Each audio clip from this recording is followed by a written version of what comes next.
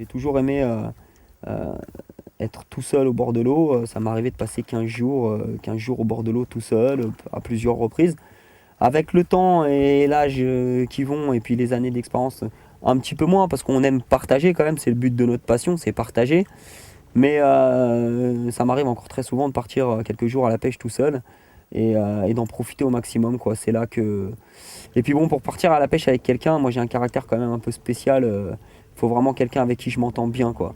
Parce que quand je suis à la pêche, je suis à la pêche, quoi. Je suis dans ma passion, je fais mes trucs, je fais tout pour prendre un poisson. Je suis en mode pêche 24 heures sur 24. Et pour quelqu'un qui viendrait pour se détendre en vacances ou quoi que ce soit, c'est pas forcément l'idéal de venir avec moi à la pêche dans ce cas-là, parce que voilà, moi je pêche toujours au taquet entre guillemets.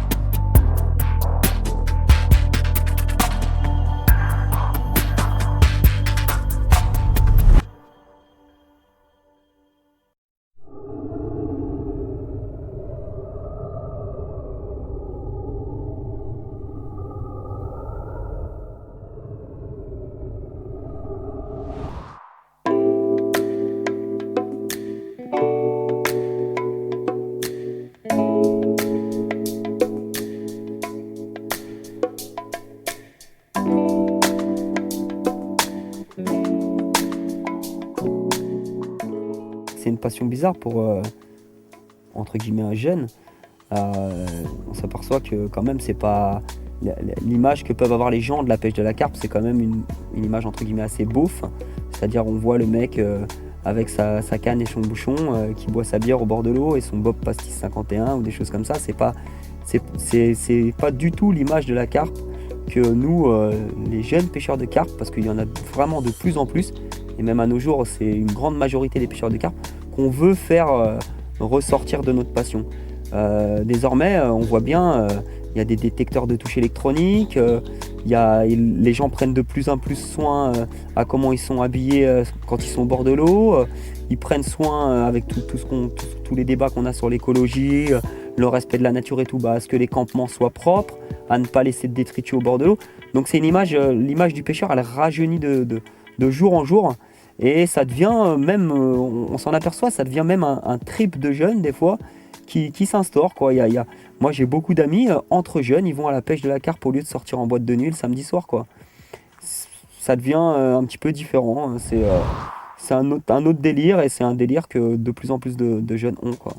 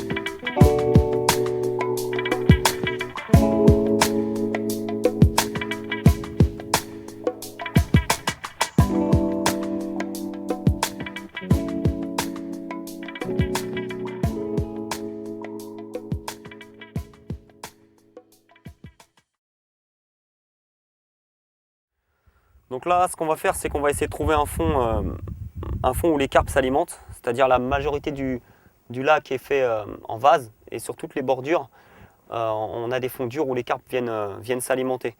Donc on va essayer de trouver ces parties dures à l'aide d'un marqueur sondeur pour pouvoir délimiter la limite de la vase et du dur, ce qui est toujours une zone très propice pour les poissons. Donc c'est parti.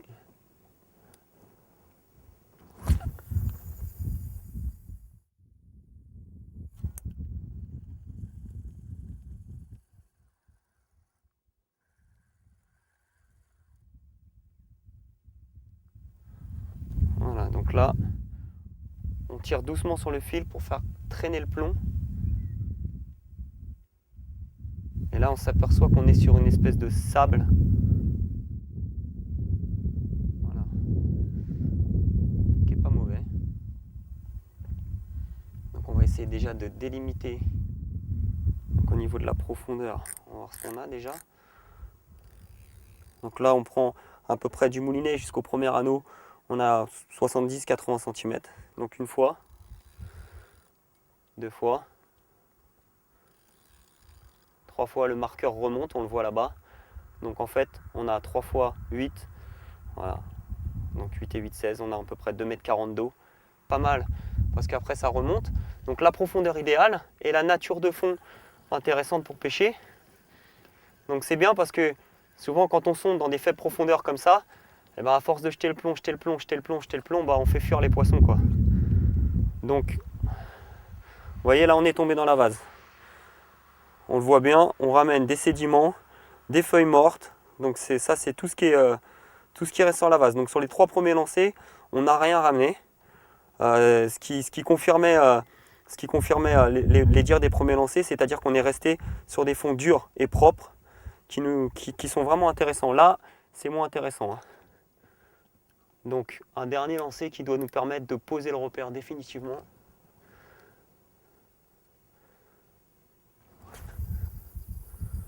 On est bien? Oui, on est bien. Très bien même. Donc là, on est entre les 2 derniers lancers. Il n'y a pas de vent, donc ou du moins pas trop, ça facilite. Donc là,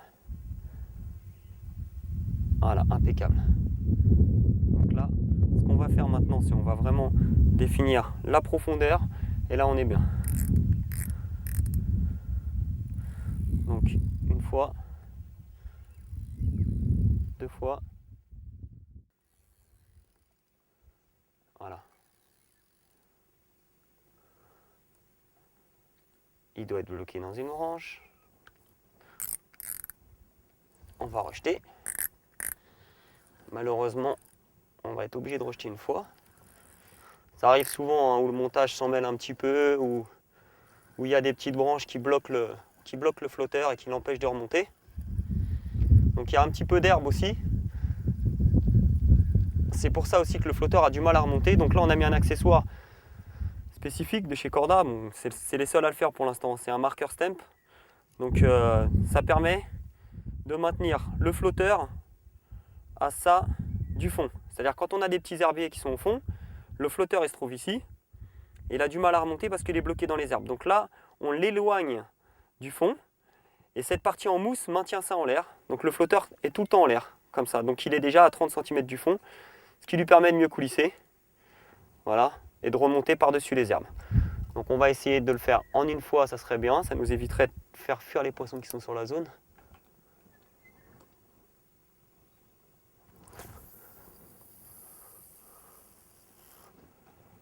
On est bien, exactement.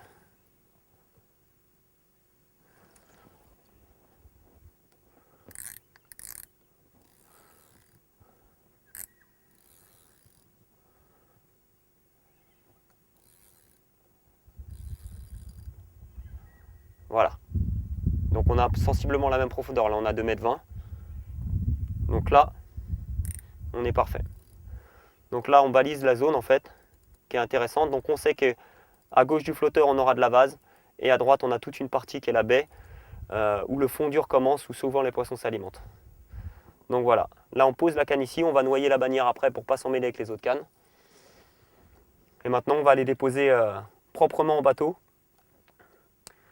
Et on verra par la suite.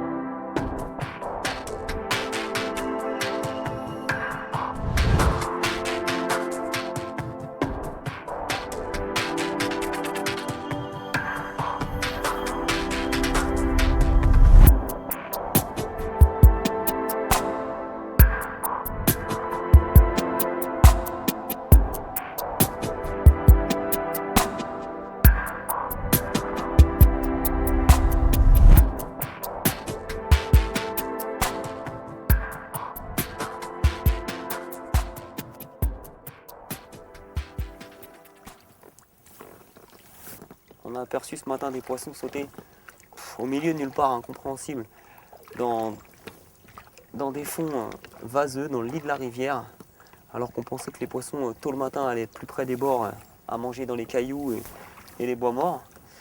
Donc là, ce qu'on va faire, c'est qu'on va poser, où est-ce qu'on a vu des seaux, une canne un petit peu hors de tout, quoi, dans un truc où on n'imagine même pas poser une canne en temps normal.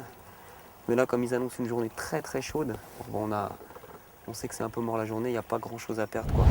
Les carpes, elles ne s'alimentent qu'à des endroits précis. Donc ça, c'est aussi connaître les habitudes et les mœurs des poissons. Ça aussi, c'est très important dans la pêche parce que ça permet, ces connaissances-là, ces expériences-là, permettent de mieux pêcher en fait. Donc au fil des années, on s'aperçoit que les carpes, elles mangent plutôt sur des fonds qui sont durs et non sur des fonds mous, parce que sur les fonds durs, elles mangent les sédiments, les écrevisses, parce que les écrevisses vivent beaucoup sur les fonds durs. Sur les fonds durs, il y a aussi tout plein de petits crustacés et mollusques qui viennent se coller sur les graviers, sur les cailloux, sur les choses comme ça. Et ce sont des zones vraiment privilégiées, qu'il faut privilégier quand on pêche la carpe, puisque ces zones-là sont ce qu'on appelle des zones d'alimentation.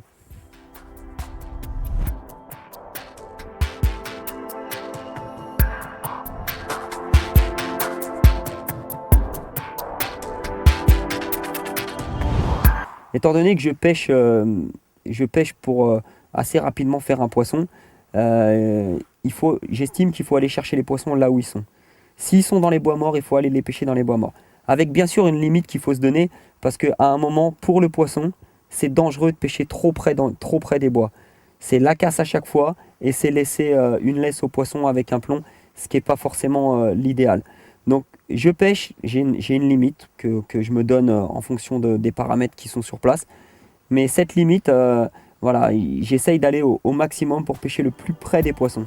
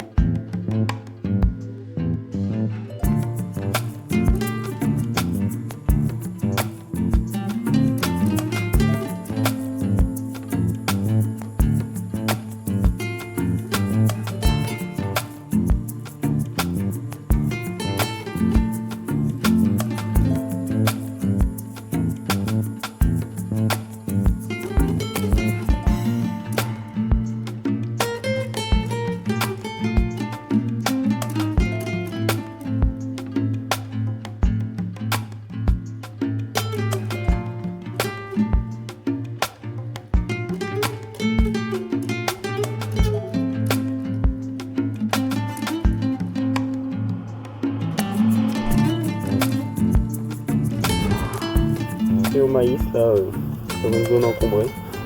En pleine journée, en plein soleil, donc ça fait plaisir. Ça fait plaisir. Donc voilà, c'est pas un gros poisson, mais c'est un joli poisson. Donc on va la remettre à l'eau gentiment.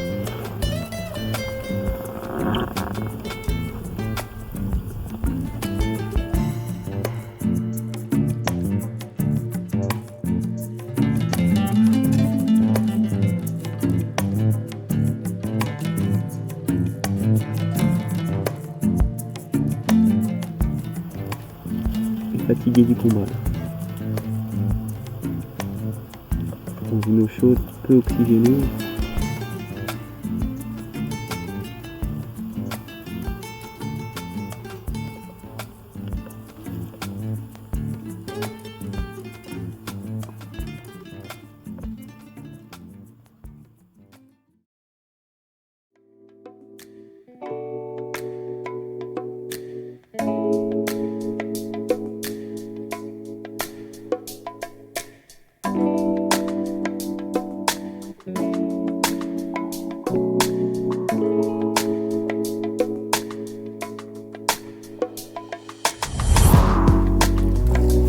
Poisson.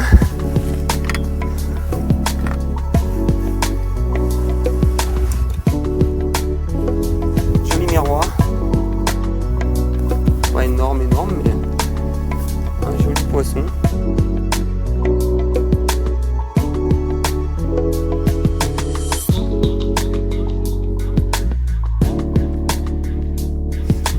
On va faire dans les 11-12 kilos.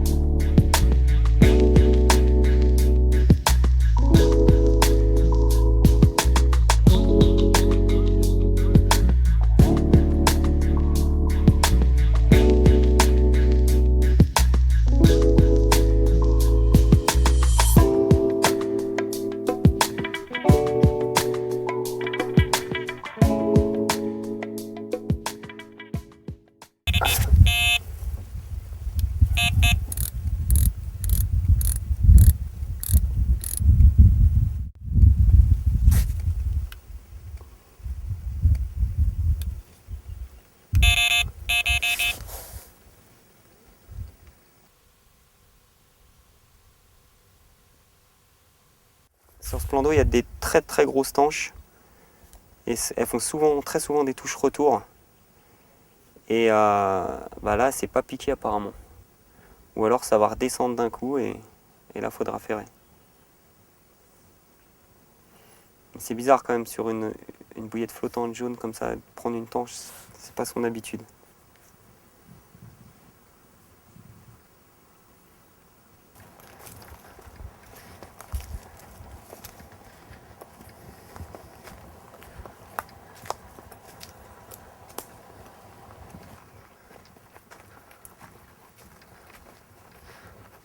Ouais, donc là, vu qu'il fait super chaud là, plus des 30 degrés, et qu'on est le plan d'eau est bien ensoleillé de l'autre côté, on est parti on va essayer de prendre une carpe à vue là, sur un petit lac un peu plus loin dans la forêt qui est lui plus ombragé.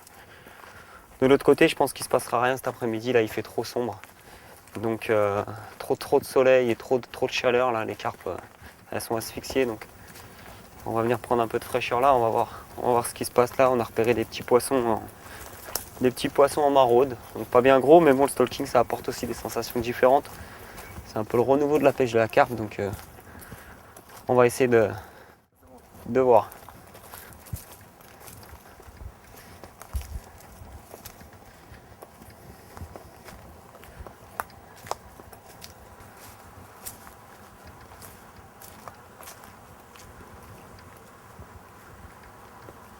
Et on a souvent des poissons autour des barbelés là. Donc on va essayer de pêcher à la single autour là. En fait, dans la pêche de la carpe de nos jours, en fait, les émotions sont toujours les mêmes depuis des années. C'est une pêche statique où on pose les cannes et on attend. Et il y a en ce moment un petit renouveau qui se fait, comme pour la pêche des carnassiers qu'on appelle le street fishing, qui est de partir avec une canne après le boulot en costard et pêcher 2 heures comme ça. Et ben dans la pêche de la carpe, il y a maintenant on va pas dire cette mode parce que ça fait très longtemps que ça existe en Angleterre, qui s'appelle le stalking. C'est essayer de prendre une carpe très rapidement, généralement à vue, c'est-à-dire ce sont des poissons qu'on a vus et qu'on essaye de capturer avec des méthodes bien particulières. Et ce qui est intéressant dans cette pêche, c'est qu'elle procure des émotions énormes. Parce qu'on voit souvent la carpe saisir l'appât, ce qui est inimaginable dans une pêche statique classique de la carpe. Et là, on voit les poissons venir prendre l'appât ou arriver dans la zone qu'on pêche. Et ça, c'est vraiment émotionnellement pour un pêcheur, voir le poisson saisir son appât, c'est quelque chose de grandiose, quoi. Donc ça, cette pêche, elle est permise aussi. Quand on parle de pêche de la carpe, c'est souvent très statique, comme je l'ai dit. Ce qui impose une logistique énorme, c'est souvent, les gens se disent, je vais pêcher la carpe, c'est forcément 2-3 jours, voire une semaine. Donc il faut un campement, un bivy, etc. Donc on ne peut pas partir, dans l'esprit de la majorité des pêcheurs, on ne peut pas partir pêcher 1 heure la carpe. Alors que si, avec cette technique-là, ce renouveau de la pêche de la carpe, il y a un petit peu ce phénomène d'aller pêcher la carpe pendant 1 heure ou 2 heures. C'est vraiment pas bien implanté encore en France, mais on peut prendre des carpes en très peu de temps. Et là, apparemment, ça veut pas y aller.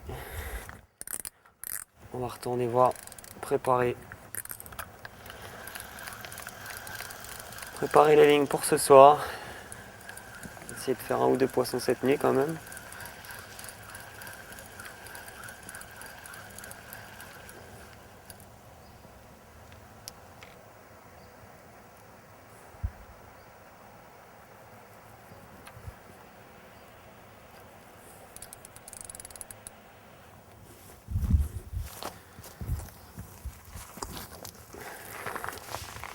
Alors ça impose, oui, il faut quand même avoir un matériel adapté. C'est-à-dire, la première chose la plus importante, c'est voyager light. C'est-à-dire, il faut très peu de matériel, un petit sac à dos, une canne, une épuisette et c'est tout, quoi. Le nécessaire pour pêcher, pour amorcer un petit peu, rien de plus. Tout le reste, c'est du superflu, voilà, les bait chairs, les gros accessoires comme ça, on oublie qu'on s'assoit par terre au stalking, on ne prend pas une chaise. On n'a pas de tente, on n'a pas ceci, quoi. C'est vraiment une canne qu'on jette, on pêche et quand on a marre, on remballe, on rentre chez soi.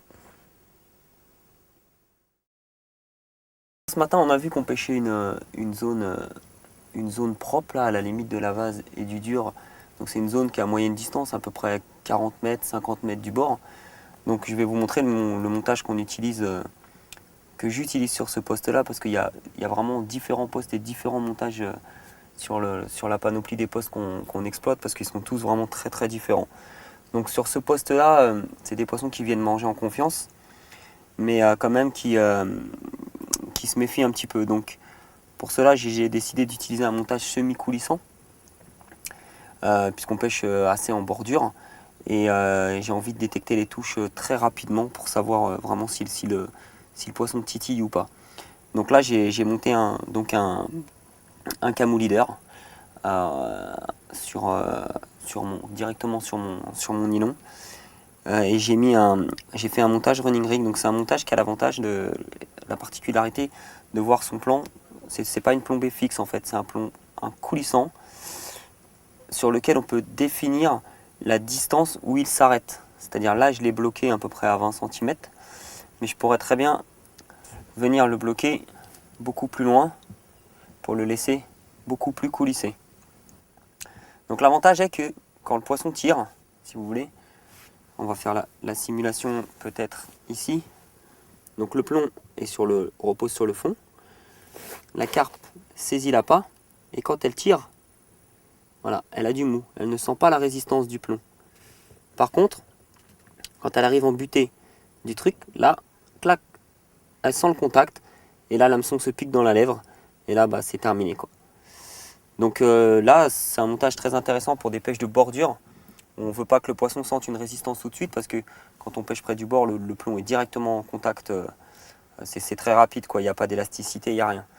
Donc là voilà le montage que j'utilise sur cette partie de l'étang.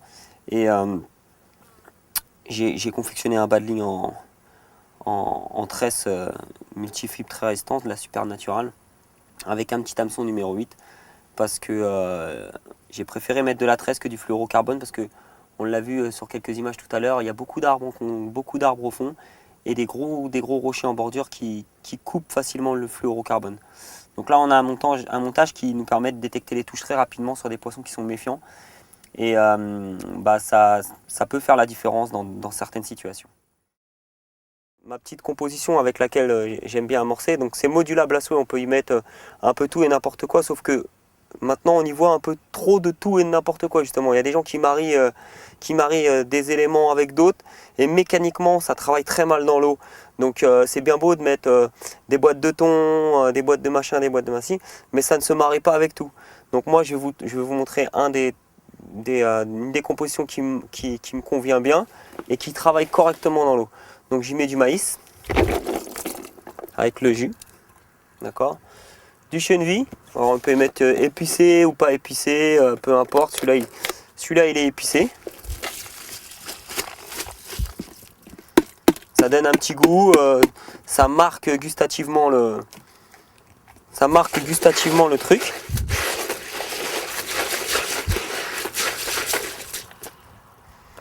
Des pellets, donc ceux-là c'est des pellets de pisciculture qu'on donne aux truites, donc il ne faut pas trop en mettre parce que ils sont super riches, super gras et ça a tendance à gaver le poisson. Donc on n'en met pas trop. Donc là déjà, rien que comme ça, on obtient un mélange hyper attractif. Voilà, on voit les morceaux de piment là. Donc ça c'est vraiment ce qui marque gustativement ça et le sucre, c'est ce qui marque gustativement. Donc ensuite, j'y mets un petit peu d'un méthode feeder avec différentes farines de poisson dedans qui va bien aussi. Donc on n'en met pas trop non plus parce qu'après on obtient carrément des boules ou des choses qui sont plus destinées à des méthodes feeder ou des amorces classiques.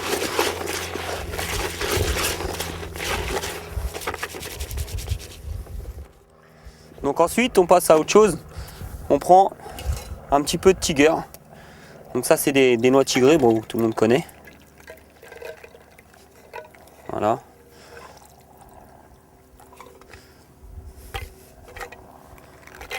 Donc on prend le crochat que tout le monde connaît. On broie avec des tiger. Donc on obtient des fragments de tiger. Donc bon, plus on tourne, plus ça devient carrément de la farine ou des mini copeaux. Donc là c'est pas mal, il y a un peu des morceaux de toutes les tailles. Donc ça vous le faites plusieurs fois. On le fait aussi, donc là c'est des petits, c'est ce qu'on appelle des dumbbells. D'accord, donc c'est des dumbbells de 10-14. Donc ça c'est les èches que je vais utiliser. C'est les èches que je vais utiliser à l'hameçon.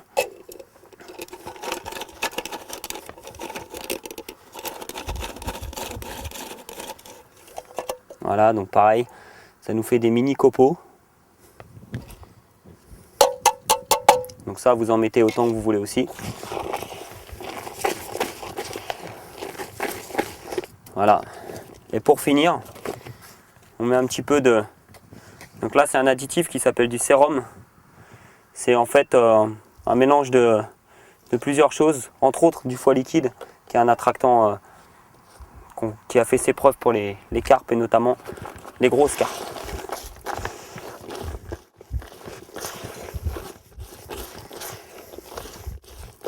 Voilà, donc là on obtient quelque chose d'excellent. peut remettre un peu de tout après, hein. Suivant la texture qu'on veut, si c'est plus ou moins mouillé.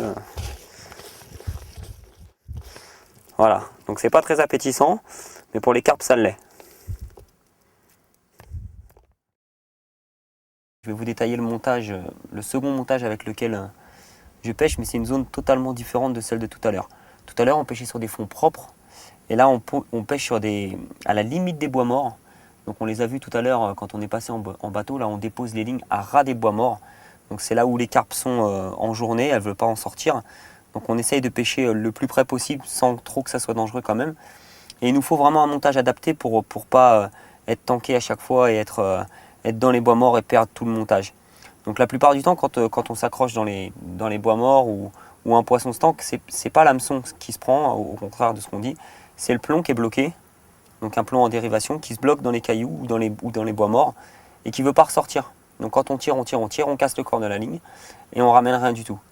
Donc là, toujours pareil, on monte un camo leader avec un plomb inline classique où normalement votre lead core, votre tête de ligne ou votre camo leader passe dans le centre du plomb. Sauf que là, voilà, on ne fait pas passer la tête de ligne dans le corps du plomb, mais à l'extérieur. C'est-à-dire là, elle n'est maintenue que par le connecteur du plomb et l'émeraillon à l'autre bout. C'est-à-dire que la carpe ici, elle est prise. Si jamais le plomb est pris dans les obstacles, la carpe tire, elle libère le plomb et la ligne se détache. Et le combat continue. Donc là, c'est très avantageux, donc ça se monte comme ça. Vous prenez votre lead core, vous attachez directement à l'émeraillon. Vous prenez votre plomb, vous le placez, votre connecteur ici, vous faites coulisser, vous placez votre émeraillon comme vous le faites classiquement. On va faire coulisser un petit peu plus. Vous le rentrez en force.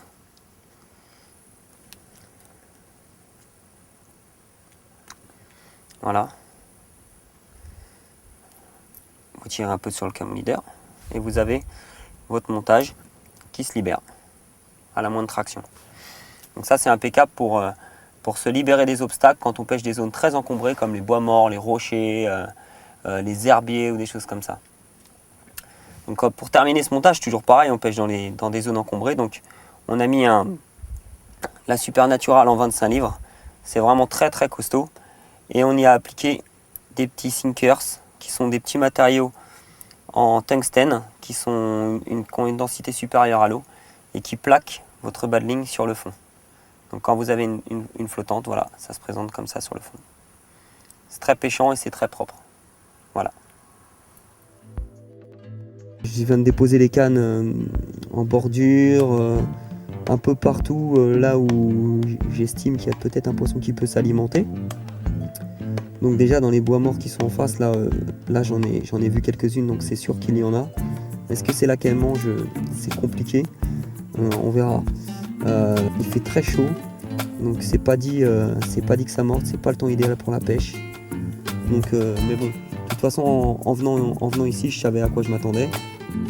Je voulais absolument ne pas aller pêcher dans une pêcherie privée où on sait que c'est facile et qu'on aura des touches forcément. Là, on peut être, comme on dit dans la pêche, capot. Donc ce qui est intéressant justement, c'est d'arriver à trouver l'astuce et la combine pour arriver à faire un poisson. Et c'est ça qui va faire la différence, parce que ici la pêche est vraiment très technique. D'une part, quand on a une touche, on n'est pas sûr de sortir le poisson avec le nombre d'arbres qu'il y a dans l'eau, les cailloux qui sont en bordure, et puis bon, il faut les faire mordre, hein, les carpes, il n'y en a pas 50 à l'hectare non plus. Donc c'est vraiment un cadre particulier, un contexte particulier où il faut pêcher stratégique et techniquement. Un peu de chaîne vie éparpillée pour garder les poissons sur la zone.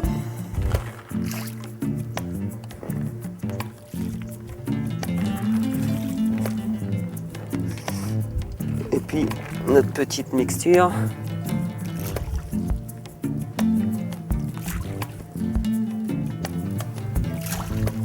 Qui elle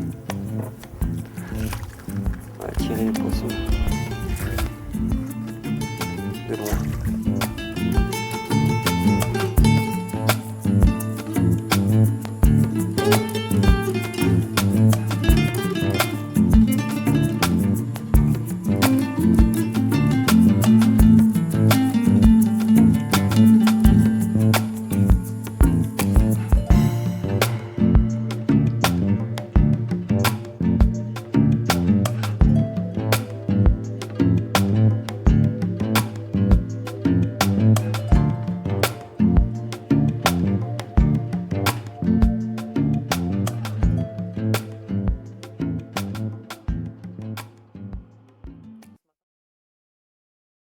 Dans la pêche, la sécurité, c'est quand même, il y a quand même des paramètres importants. Déjà, pas pêcher n'importe où, surtout quand on est tout seul. Il y a des zones urbaines ou des zones qui craignent plus que d'autres parce qu'ils sont mal fréquentés, tout simplement. Donc pour moi, amoureux de la nature, ça me pose pas de problème parce que là où je vais, c'est toujours dans des endroits où il y a pas, il y a personne, quoi. Donc je suis toujours tout seul. Et puis il y a les risques, tous les risques encourus autour de la nature, des maladies comme la leptostérose qui est transmise par les rats qu'on fréquente beaucoup nous au bord de l'eau. Les risques qu'on encourt nous en tant que passionnés parce qu'on ne prend pas de précautions, parce qu'on est tellement dans notre truc qu'on ne prend pas, comme aller en bateau avec des waders, comme j'ai pu le faire dans mon premier film, grosse erreur. Des choses comme ça, parce que si on tombe à l'eau, c'est fini. Sortir comme la nuit dernière en bateau sous un orage, bah c'est pas le top non plus, hein. Pour une carpe, on va pas perdre la vie. Bon, il y a plein de choses comme ça, des gens qui se sont noyés sur des grands lacs parce qu'ils n'avaient pas de gilet de sauvetage ou où il n'y avait pas des bonnes précautions, ou parce qu'ils ont voulu sortir en bateau alors qu'il y avait des vagues énormes. Bon, tout ça, c'est des risques qu'on prend malheureusement parce qu'on est passionné, mais qu'on ne devrait pas.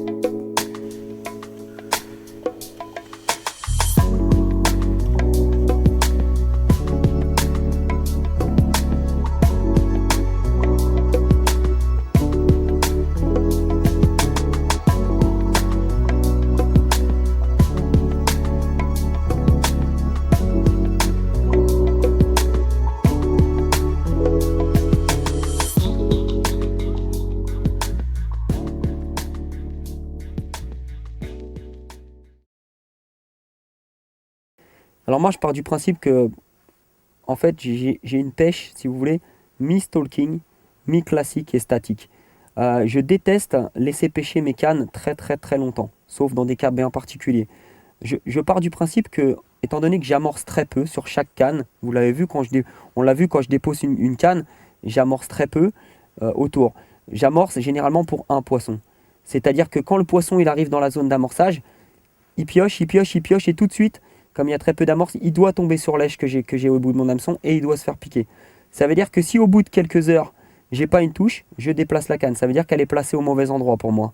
Là, on l'a vu, il y a des poissons qui sautent, il y a des poissons dans la zone.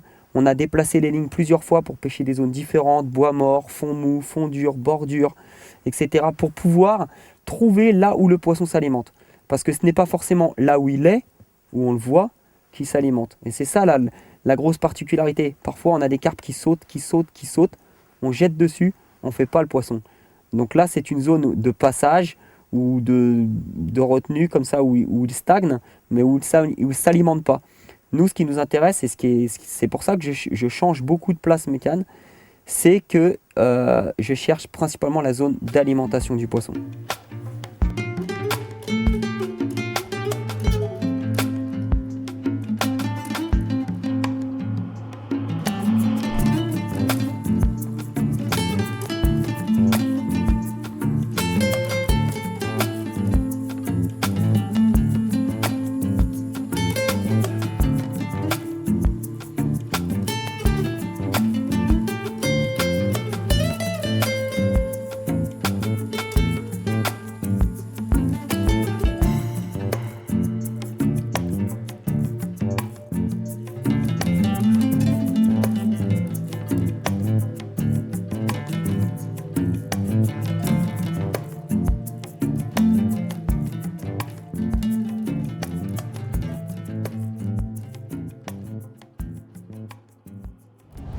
Hier, grosse journée avec une énorme chaleur étouffante. On a vu plusieurs fois les poissons scotchés dans les bois morts en surface, là, ou dans la partie la moins profonde du lac, là on voyait les sillons qui tournaient. Donc c'était pas terrible pour la pêche. Et puis comme souvent après la chaleur, on a eu un gros orage et qui là a fait bouger les poissons. Donc beaucoup de vent, des gros éclairs, de la pluie, de la pluie, de la pluie. On a perdu 15 degrés dans la nuit. Et comme prévu, les poissons ont commencé à bouger un petit peu. Et dès le début de l'orage, ça faisait 10 minutes que ça pleuvait méchant. Une jolie touche là en pleine eau sur la zone qu'on avait amorcée hier, là, le long des bois morts là-bas, là, sur la rive d'en face. Et pour une jolie commune qui a fortement bataillé, qu'on va voir après. Et puis ce matin à 5h30, toujours en pleine pluie, parce qu'il a plu toute la nuit avec du gros vent, on a touché un poisson le long de la berge là. Le long des gros cailloux là, qui sont tout le long de la berge sur 2 mètres à peu près. Il y a une grosse bande de cailloux là, très coupant. Et un joli départ. Et le poisson a fait un énorme travers et il est venu se tanker carrément en face là-bas dans les bois morts. Et puis j'ai pas pu le sortir. Donc un peu déçu parce que ça avait l'air d'être un vraiment joli poisson. Mais on a vu que les poissons ont bougé un peu. Par contre, ils sont pas du tout rentrés sur l'autre zone qu'on espérait. Donc là, on a fait un mauvais choix stratégique. Mais on a pu quand même intercepter quelques poissons qui sortaient de la partie la moins profonde du lac, où on les a vus toute la journée d'hier dans les bois morts et en surface, on voyait les sillons, les poissons qui bougeaient. Donc on les a bien interceptés à la sortie. Ils sont sortis un peu cette nuit avec les grosses pluies et commençaient à bouger un petit peu, ça a oxygéné l'eau. Donc le plan a à peu près fonctionné. On espérait un peu plus, mais le temps est encore couvert, donc il est possible d'encore avoir des touches dans la matinée là.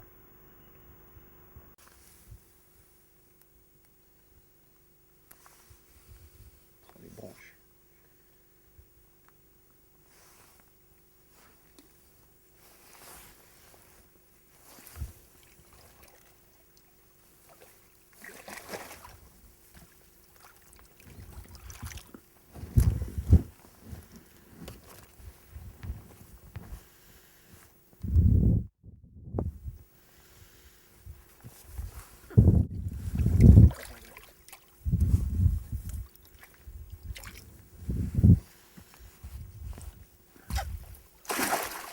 Ça va être chaud.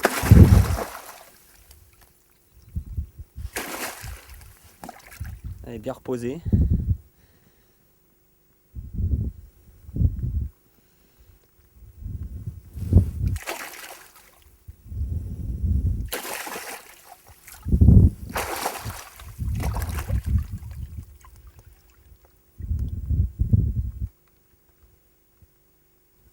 Allez.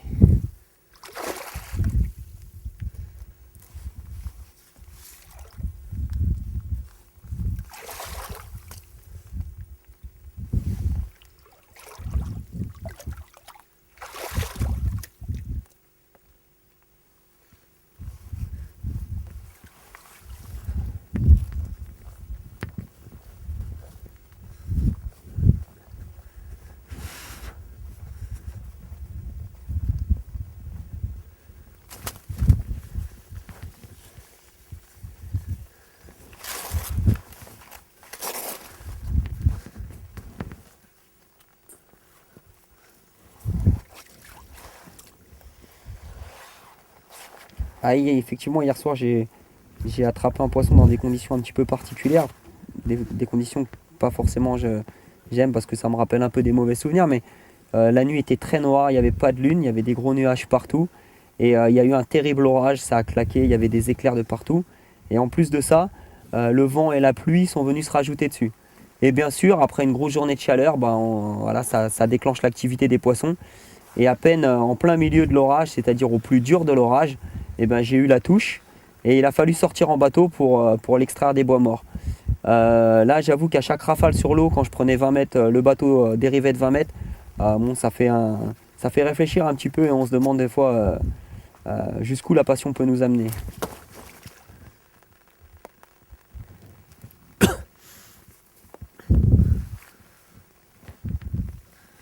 Ça va voir le jour, à mon avis, ça va pas être la même.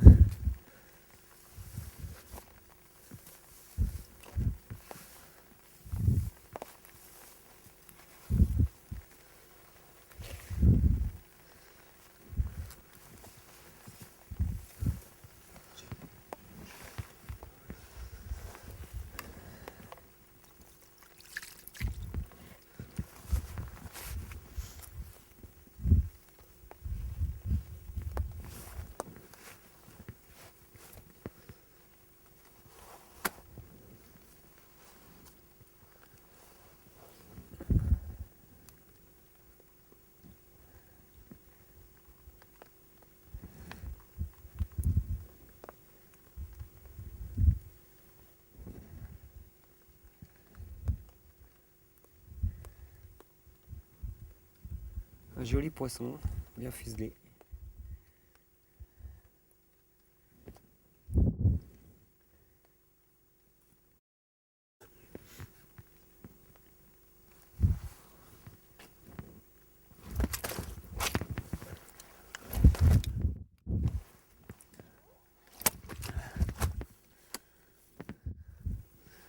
Sûrement, sûrement dû au bois mort, dans la fraye, ou une chose comme ça, c'est tellement encombré que...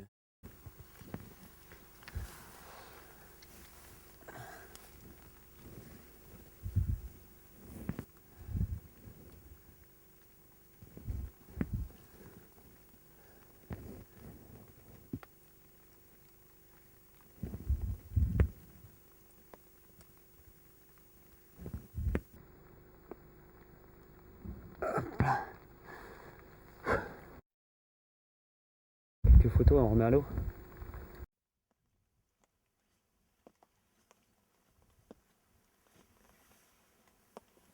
Merde, j'ai pas rappelé.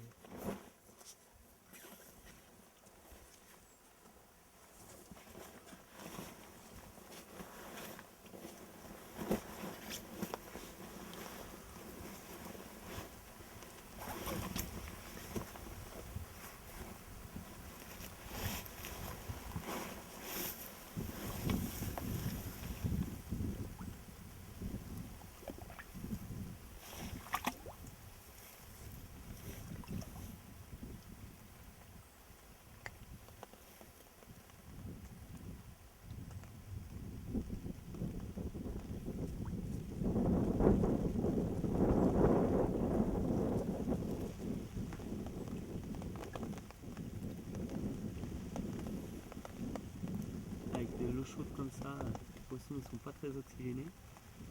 Ils mettent un peu de temps à partir.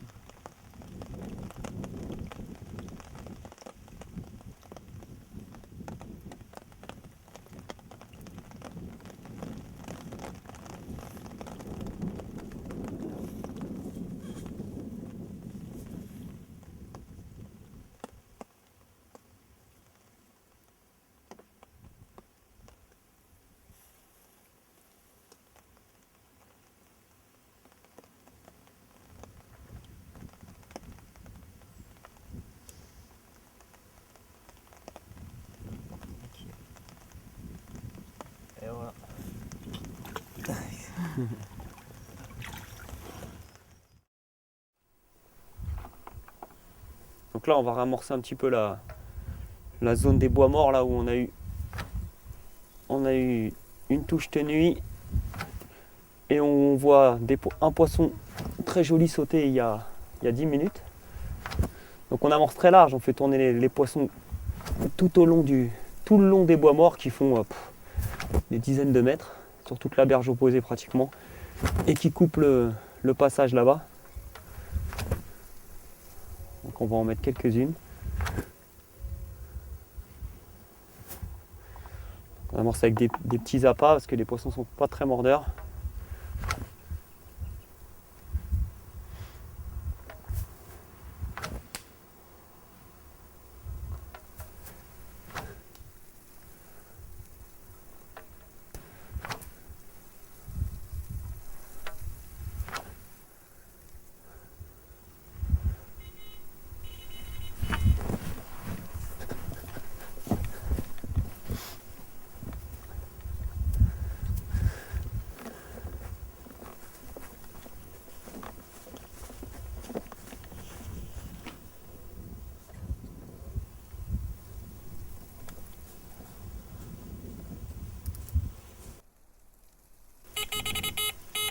Quelques bips.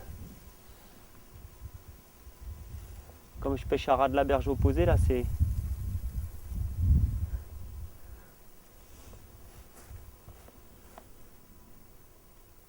On va refaire descendre un peu le swinger. Ah, il avance, il avance, il avance. Ça part.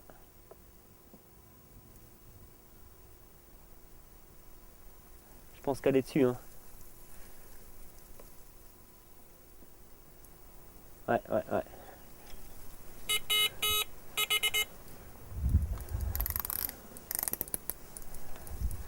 Ouais, c'est bon.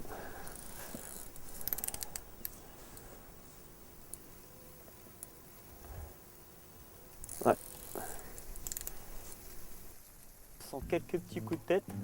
Ça va pas être un gros poisson.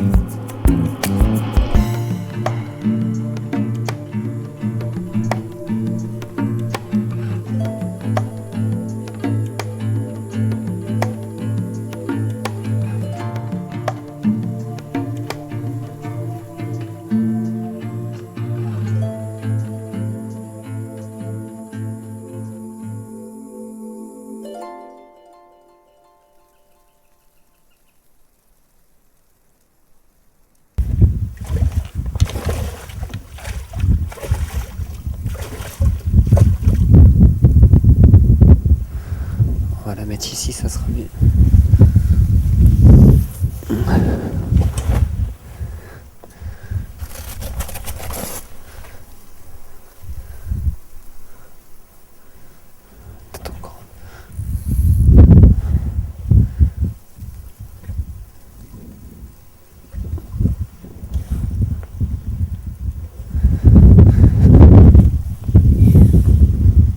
très très joli.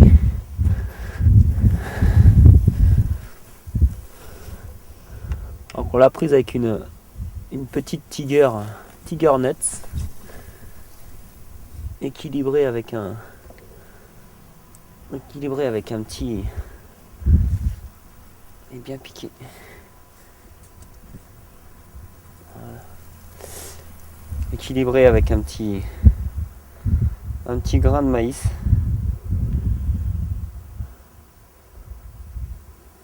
C'est un montage fatal sur des poissons qui sont très peu pêchés.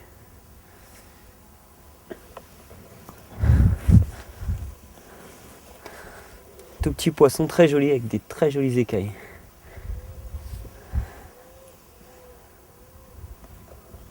Poisson qui dans quelques années, quand il passera les 10 ou voire les 15 kilos, s'il a la chance, et il aimerait bien qu'il revienne dans mon épuisette celui-là.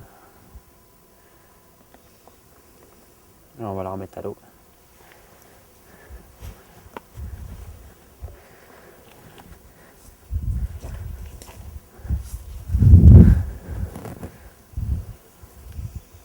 Hop.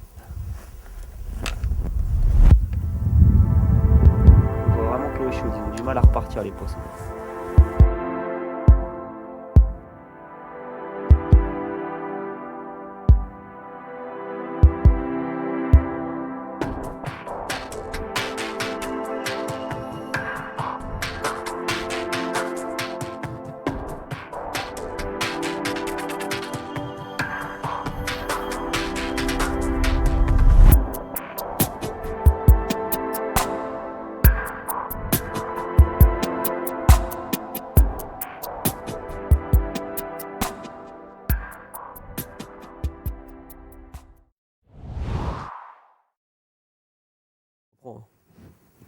Donc voilà, c'est l'heure de plier avec un bilan, on va dire mitigé, avec quand même un joli poisson. Mais avec la journée qu'on a eue hier, bon, on ne pouvait pas s'attendre à beaucoup mieux, hein. La chaleur a scotché les poissons dans les arbres. En surface, il manquait d'oxygène. C'était installé de plusieurs jours de cette chaleur, donc c'était vraiment pas évident. Mais bon, au final, on s'en sort vraiment bien avec, pour le contexte. Déjà, c'est une pêche difficile en temps normal sur le plan d'eau. Là, avec la chaleur, on n'a pas démérité parce que le gros orage qu'il y a eu cette nuit, bon, ça a un petit peu arrangé les choses. Et puis au final, bon, de toute façon, il y a plusieurs façons de prendre du plaisir au bord de l'eau. Moi, c'est pas forcément en prenant un très gros poisson à chaque sortie que je le prends. Là, j'ai fait un beau poisson, un poisson sauvage, qui reverra peut-être jamais un hameçon. Et c'est ça en fait qu'il faut retenir, c'est que les plaisirs sont partagés à la pêche. Il n'y a pas que le fait de prendre un poisson, c'est pas uniquement ça, la pêche de la carpe. Il y a aussi beaucoup de choses qui entourent ça. C'est baigner dans la nature.